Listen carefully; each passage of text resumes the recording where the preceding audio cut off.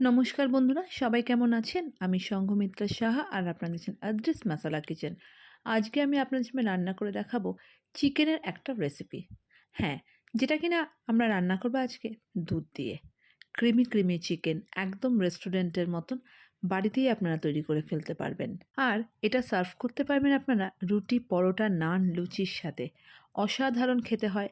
আপনারা কিন্তু এই রেসিপিটা বাড়িতে অনায়াসে তৈরি করে বাচ্চাদেরকে প্রেজেন্ট করতে পারেন। বাচ্চাদের কিন্তু মন একদম খুশিতে ভরে যাবে। তো চলুন শুরু করছি চিকেনের রেসিপিটা। আমরা এখানে প্রায় ৬০০ গ্রামের মতন চিকেন নিয়েছি। চিকেনটাকে ভালো করে ধুয়ে জল ঝরিয়ে রেখে দেবো বেশ খানিকক্ষণ সময়ের জন্য, যাতে চিকেনের মধ্যে এক্সেস জলটা না থাকে। আর নিয়েছি এখানে আমরা ৩টে মিডিয়াম সাইজের পেঁয়াজ।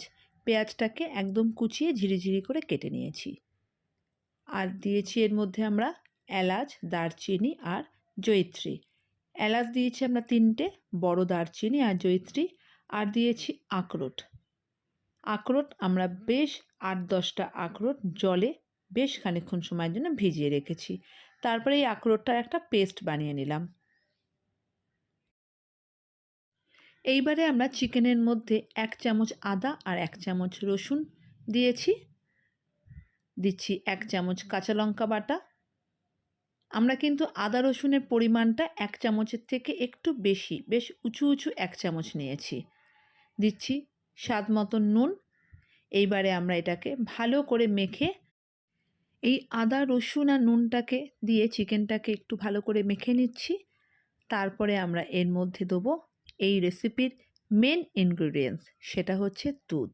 হ্যাঁ, আমরা কিন্তু দুধ নিয়েছি এখানে। দুধটাকে কিন্তু রুম টেম্পারেচারে নিয়েছি। তো প্রায় ১ কাপ দুধ নিয়েছি। ২৫০ ml মতন দুধ দিয়ে এইবার আমরা চিকেনটাকে দুধের সাথে ভালো করে মিশিয়ে এটাকে ম্যারিনেট করে রেখে দেবো ০.৫ ঘন্টা থেকে ১ ঘন্টার জন্য।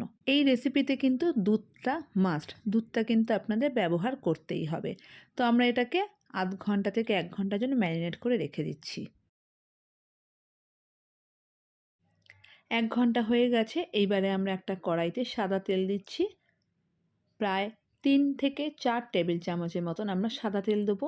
তেলটাকে খুব ভালো করে গরম করে নিয়ে এইবারে আমরা এর মধ্যে দিয়ে দেবো গরম মশলা, যেটা আমরা কিনা থেতো করে নিয়েছি আমরা এলাচ, দারচিনি আর জয়িত্রী।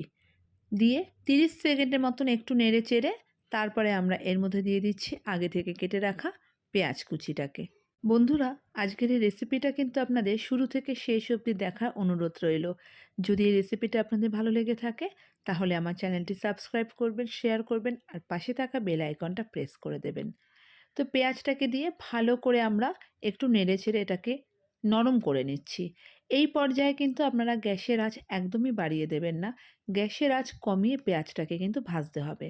গ্যাসের আঁচ যদি বাড়িয়ে ভাজেন তাহলে পেঁয়াজটা লালচে হয়ে যাবে, তাহলে আমাদের এই হোয়াইট গ্রেভির কালারটা আসবে না।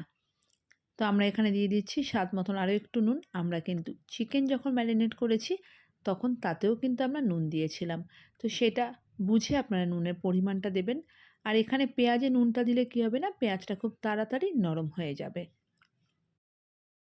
পেঁয়াজটা যতক্ষণ না নরম হয়ে একদম কমে আসে ততক্ষণ কিন্তু পেঁয়াজটাকে ভাজতে হবে।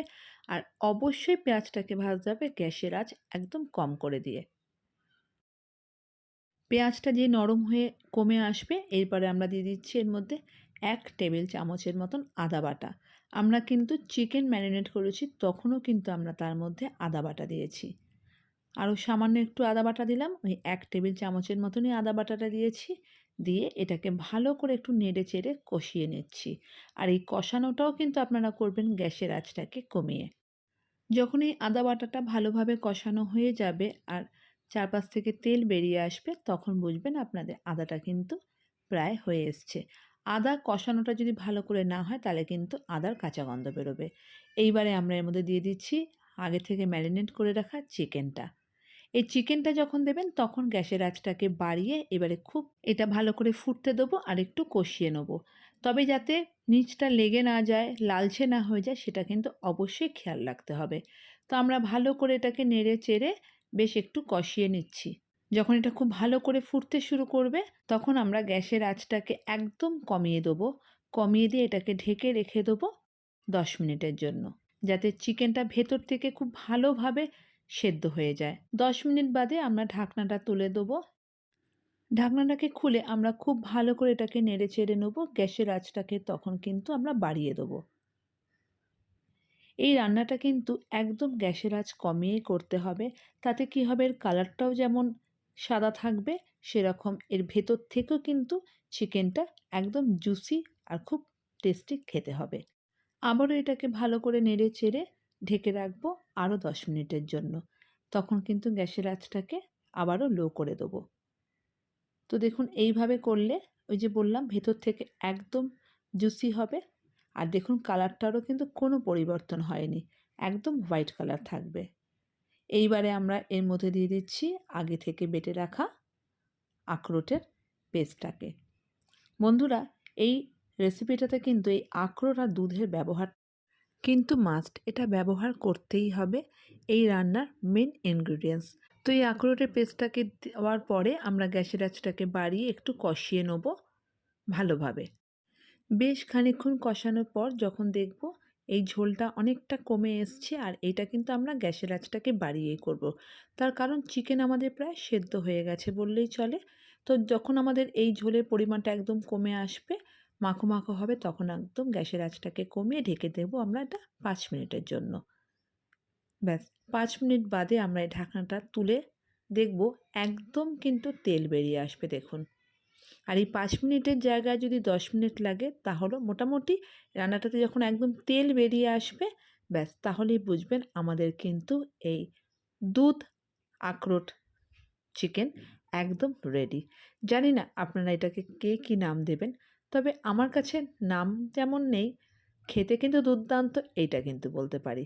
একবার এইভাবে অবশ্যই বাড়িতে ট্রাই করবেন। লুচি, পরোটা, নান সাথে ট্রাই করে আমাকে কমেন্টস লিখে জানাবেন কার কীরকম লাগলো। আর যদি ভালো লাগে তাহলে কিন্তু অবশ্যই যেতে যেতে আমার চ্যানেলটিতে একটু সাবস্ক্রাইব করে দিয়ে যাবেন।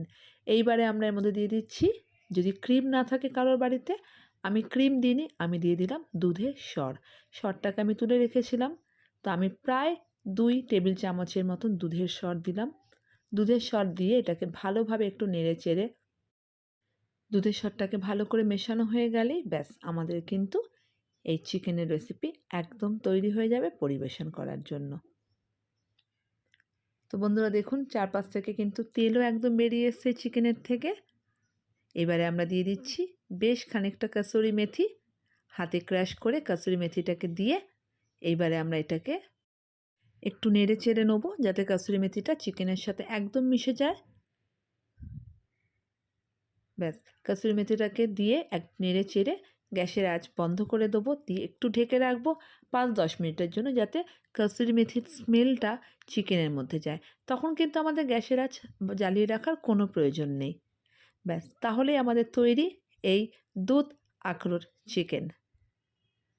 বন্ধুরা, যদি আজকের এই রেসিপিটা আপনাদের ভালো লেগে থাকে, আমার চ্যানেলটি সাবস্ক্রাইব করবেন, শেয়ার করবেন, পাশে থাকা বেল আইকনটা প্রেস করবেন, যাতে নতুন নতুন নোটিফিকেশানগুলো আপনারা খুব সহজে পেয়ে যান। আর যদি ভালো লেগে থাকে অবশ্যই চ্যানেলটি সাবস্ক্রাইব করবেন, শেয়ার করবেন, কমেন্ট লিখতে কিন্তু একদম ভুল করবেন না। তো সবাই ভালো থাকবেন, সুস্থ থাকবেন, আবারও